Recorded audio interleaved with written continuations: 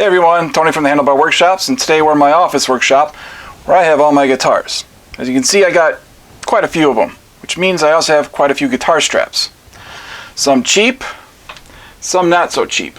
I really do not like cheap plastic straps. The edges are like the teeth of a saw and they cut into my neck. And the nylon fabric is too slippery to prevent neck dive. With suede on one side of the leather, the stiff leather straps are better for preventing neck dive, but the edges still rub my neck raw. My favorite straps are the soft suede straps. They have that fuzziness that holds the guitar firmly in place, and it's nice and soft against my neck. This is my favorite strap. It came in a case of a used guitar that I bought, but it has no company name or tags. It has 2 layers of suede leather sewn together. The only problem is that I'm 6'4", and this strap is just too short. I bought this one on Amazon. It also has 2 layers of suede, but I'm not really enjoying the wool. It gets a little too hot. However, this strap is plenty long. Now, of all the guitar straps here, they're all pretty basic black, except for one. This one here. This one's modeled after Stevie Ray Vaughan's guitar strap, and I'm a huge Stevie Ray Vaughan fan. I like straps with a little bit of bling on them, but my favorite guitar strap here has these flames that are just kind of embossed into the leather. I really like that too. It's very subtle. I do have a lot of these around, and I'd hate to throw them out, so I'm going to come up with a way of making these a little easier to wear. We'll see that later in the video. I needed to get some measurements from my current guitar strap so I have an idea of what to make mine. If we flip the long one over, we can see the patch of wool is 21 3/4 inches long, and it is 7 inches from the end of the strap. Depending on how some of my leather scraps fit together, this measurement may become important. So now that I've got all the sizes, I need to make some decisions about what I'm going to do.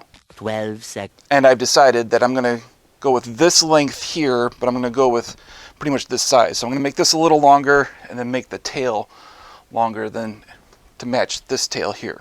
So now what am I going to use for the actual strap? There's really 2 different kinds of leathers, a veg tan and a chrome tan. This is a veg tan. You can see here that it's really quite sturdy. This is very good for wet forming, and if you want to do some designs on here with stamps, or if you want to dye it a particular color that you want, this is great. Sometimes you can buy veg tan in a color you already want, so you don't have to worry about dyeing it. You just got to worry about the edges. But I really like the suede, which is a chrome tan leather. This is the suede I'm going to use as the bottom layer. It's kind of hard to see on camera, but this is actually a very dark blue. It's very soft. It's got fuzzies on both sides. And then my top layer is going to be another chrome tan. And this just looks like black leather. And that's basically all it is. It's got fuzzy on one side. It's smooth and somewhat shiny on the other side here.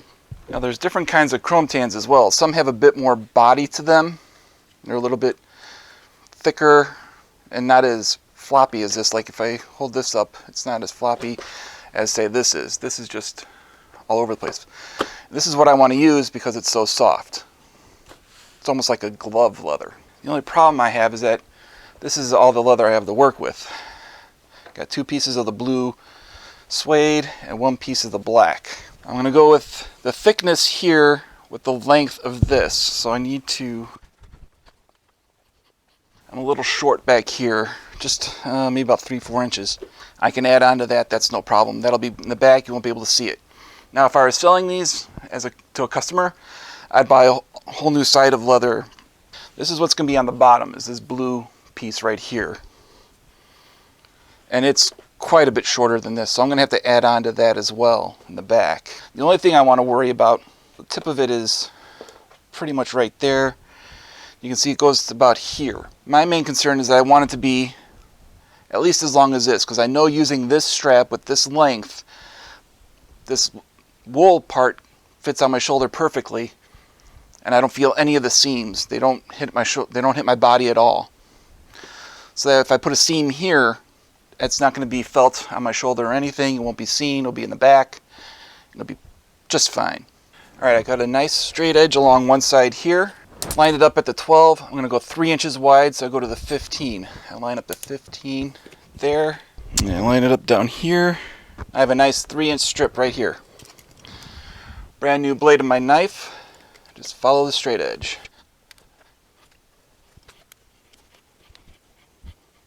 There's the start of my new guitar strap. So I got a nice straight cut on this edge, and this is already 3 inches here, so we're good there. Now here's the bottom layer for my strap.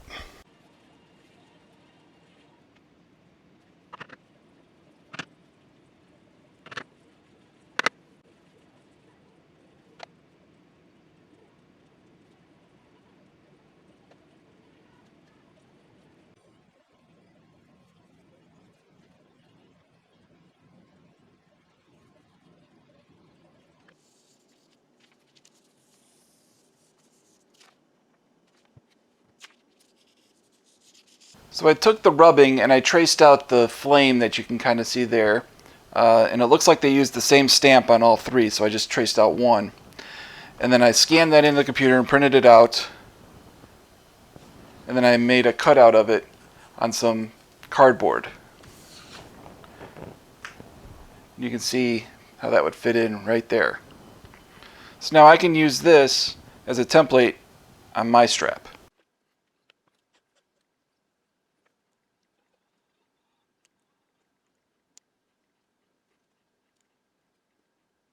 So here are the two straps that are making up my main guitar strap here, with the flames down here. So I made the seams here. We'll get those nice and flat here. The idea is to put on the leather crafting glue, which is a PVA glue, but it's supposed to stay pretty flexible, not like a tight bond, which is also PVA. In fact, I already did the tail end just as a test to see how it would work, and it worked very well. This won't be the primary way of holding it. I will run stitches down the edges of these, so by gluing it together, that'll keep everything still, and I can run my stitches as needed. So now if I put this on here and I get it set up where I want it to go, put this on, give it a little press right where the design is at here, I can actually see the design somewhat here. So I'm going to use that as a way to keep my glue away from that area.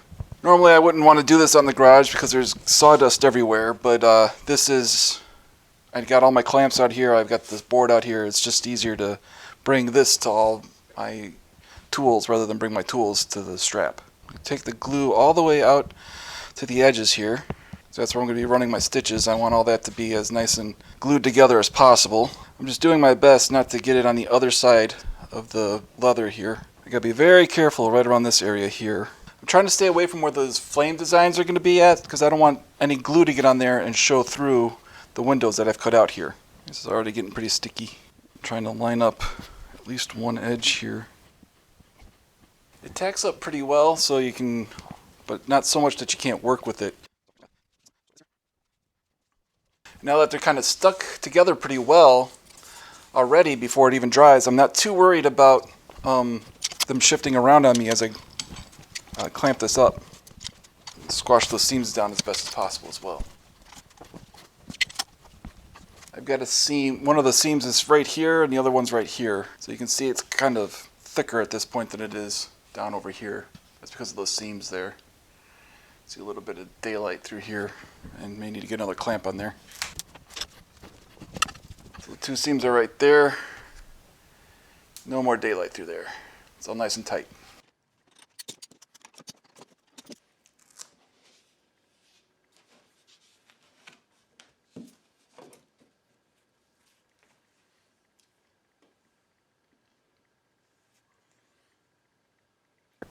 So everything's now glued down except for these little bits here in the flame area here. So I'm going to do those individually.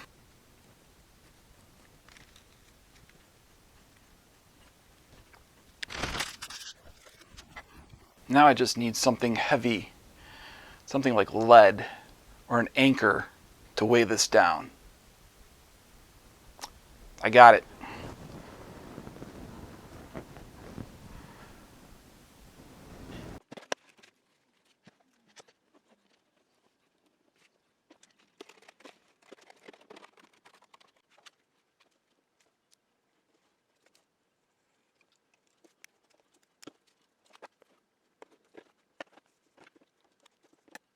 So I moved everything out to my garage workshop because I didn't want to disturb the family putting all these holes in here with chisels. Now, speaking of chisels, I only have two.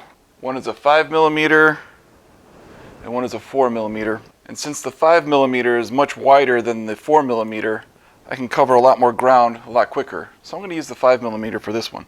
So I created a tailpiece that'll come out of here and attach to the bottom of the guitar.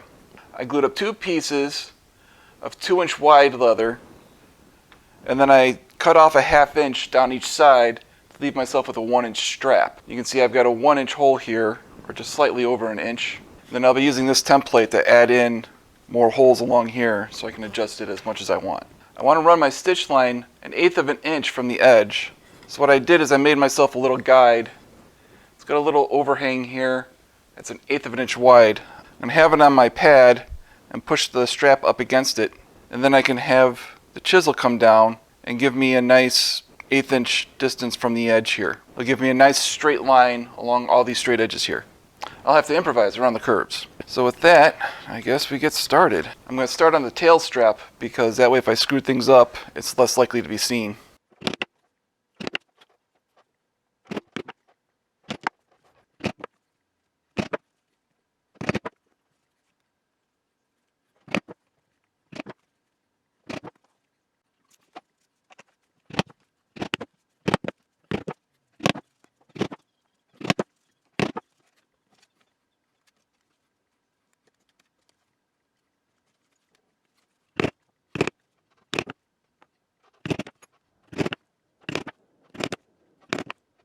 Alright, so I moved everything back into the office so I can sew in comfort. I'm using a saddle stitch method, which is just in and out. I've got a long strap here to sew. What I plan on doing is starting at the front, stitching all the way back and knotting off here, then starting at the front and going all the way back. So with the saddle stitch method, if I try to do all the way around the perimeter, that's just way too much thread to deal with.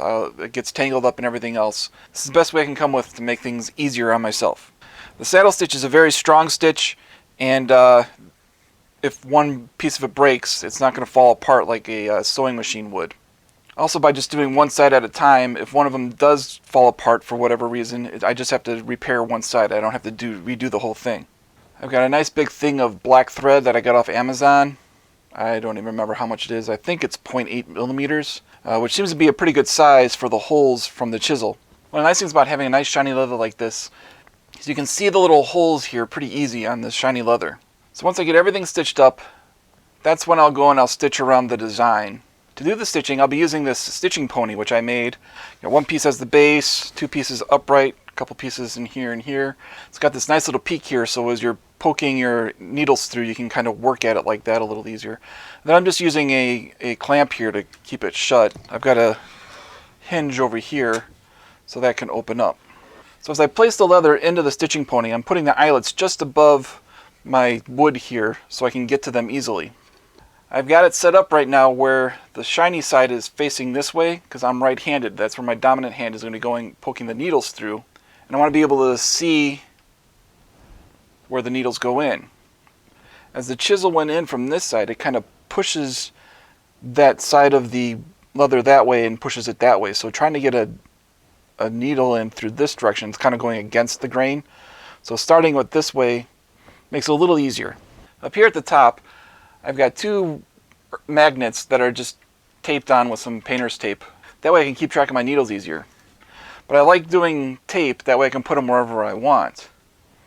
Because you'll see once I start getting in with all this thread, putting them here just won't be feasible. I'll probably tape them to the table here so I can put my needles down while I deal with all the extra thread. Speaking of thread, how much thread do I need? Well, I'll be starting here and going all the way back here on both sides. Since it's saddle stitching, you're going from both sides in and out, back and forth. So you need at least twice as much. So you're going in and out of the leather, which uses some more thread as it goes in up and down like that, because it's a 3-dimensional thing, not just a 2-dimensional thing. I usually do 4 to 5 times the length that I need. So if I start over here, I can go all the way out to here. How much is that? It's not quite a full arm span here. That's 2, 3, 4, 5. So for the first needle, I'm just going to start here at the tip. I'm going to put it all the way through. What I'm going to try and do is I'm going to try and get equal lengths of thread on each side of the leather at this point. Alright, so I think we're pretty much there. Alright, so the flat part of this stitching pony goes underneath my legs. And it gives me a nice comfortable position to sew in here. So what I'm going to do is I'm going to take these magnets and stick them here. And I've got the hole where it's starting, so I go to the next one up, because I'm working my way back this way. I'm going to put this needle through this side, because I can see the hole easily from over here. And remember, that's the way the chisel went in. So I'm going to kind of pull up on this to kind of stretch that hole out, and then just try to put that needle right in the same hole that first needle came through. So now I've got them like a little X. And then I can pull them through. See, this is where all the thread comes a problem. It's already, you can see it's wrapping around my clamp here. And give it a little tug. You don't want to give too tight a tug, but you want to give it just a little bit of tug.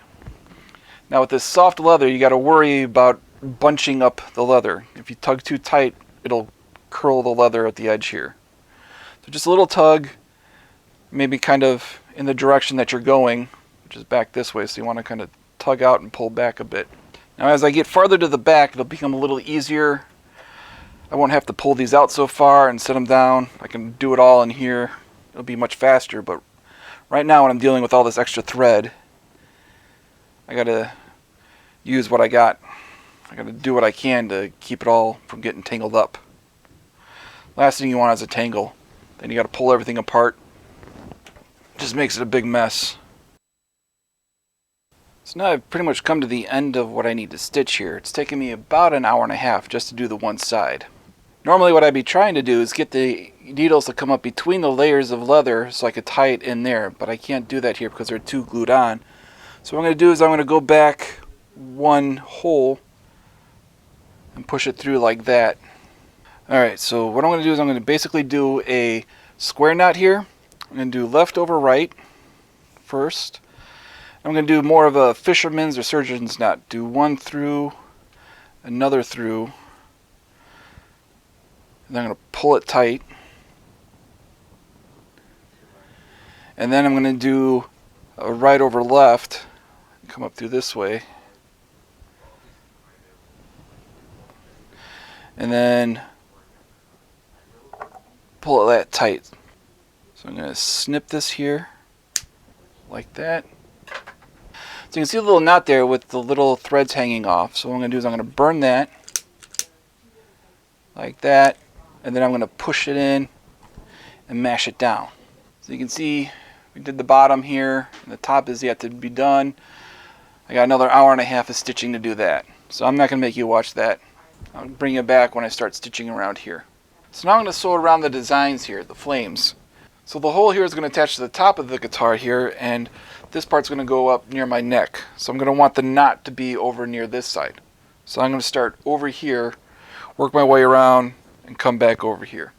Again, my thread is about 5 times the circumference of this size here. So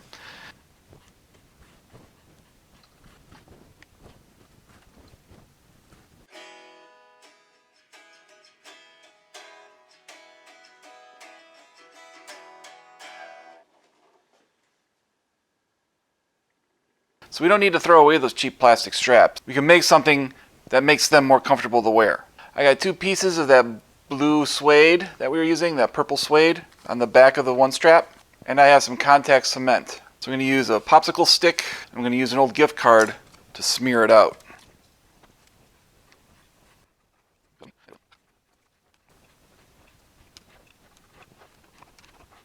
Now I just got to let this dry and tack up.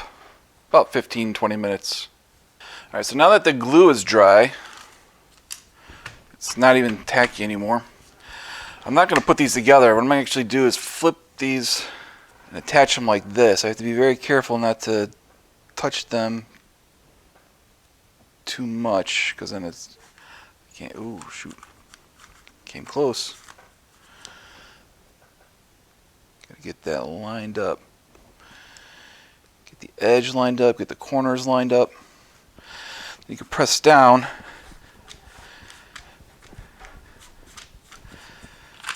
and there, I've made a little pad. And this part here is going to go up against my neck. So I have a nice grippy suede against my shoulder and against the strap, and then I'll have this nice softness against my neck. Should make it quite comfortable. So I made a drawing of the size that I want. I went 8 inches by like 2.5 or something like that. The reason I went 8 inches is because that was the biggest pieces of leather I can get out of that scrap of suede. The slots that I'll be cutting are going to be just over 2 inches because the guitar straps themselves are just under 2 inches.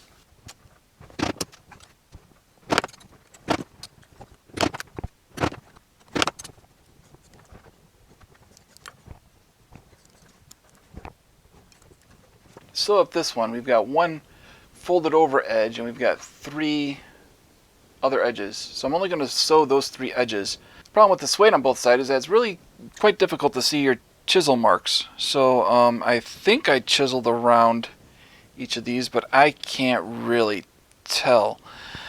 Besides, they've got contact cement on them. I think they're going to be fine. I'm not going to sew around those. I'm just going to sew around the perimeter here. And like I said, this is really difficult to find the holes. But with all the stitching I did on the other strap, I have a pretty good idea of where the holes should go. So I'm just kind of poking around, and I went through, and that's about the right spacing. So I figure that's about the right hole.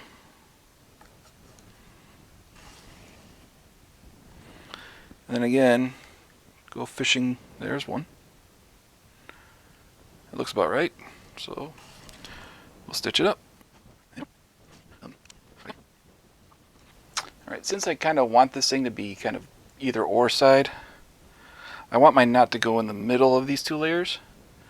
So I'm going to take this needle, I'm going to go back a hole and kind of go up through into the center like this. And it kind of comes out the middle now. And then on this side, do the same thing. That one's tight. I may not have gotten the right hole. I may have made a new hole. Yeah, whatever works, right? So now I've got my cheap plastic strap here. So if you only wanted to cut the 2 oblongs here, this is what would go against your shoulder. Then you'd have these 2 pieces kind of sticking out like this. And I don't particularly like that. That's why I went with the 4. Alright, so that's kind of how it goes, like that. This is the part that goes on your shoulder right here, so this is only the bit that's touching you, but you still got your soft side here against your neck. The idea was to get this just basically away from my neck, so I have something soft against my neck, and to prevent the neck dive.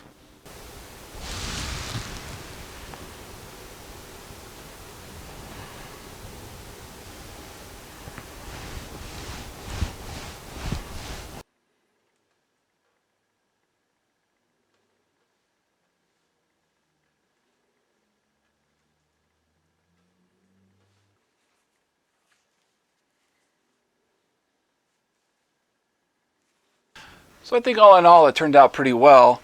There's a few things I might have preferred differently. When I have it attached to my blue guitar, since it attaches at the back of the neck joint rather than on the horn, this seems a little low. It would be nice if I had moved them up a bit. But I can just put some kind of extender or something on it so you can see it a bit better. In fact, I like this one so much, I actually made another one for this guitar. It's basically made the same way. A piece of the brown leather and some like rust colored suede for the back here. The brown leather on the front was long enough to make this whole piece here, or the rust colored suede on the back wasn't long enough, so you can see a seam over here. I did this seam a little differently. I did it kind of flat, overlapped them, and then just did a seam like that. You can see the seam this way, but it's much flatter. I think it looks much better. So I like both of these. They're very comfortable to use. So now a question you might ask is it worth it to make this yourself or to buy one brand new? Well, it really depends on you, the player. If you've got a particular design that you can't find anywhere else, it might be cheaper for you to do this kind of thing rather than commission it from an actual leather worker. Also, if you've already got a lot of the tools, a lot of the cost here would be in the tools. So if it's just a one-time thing, still probably be cheaper to buy new rather than to make your own.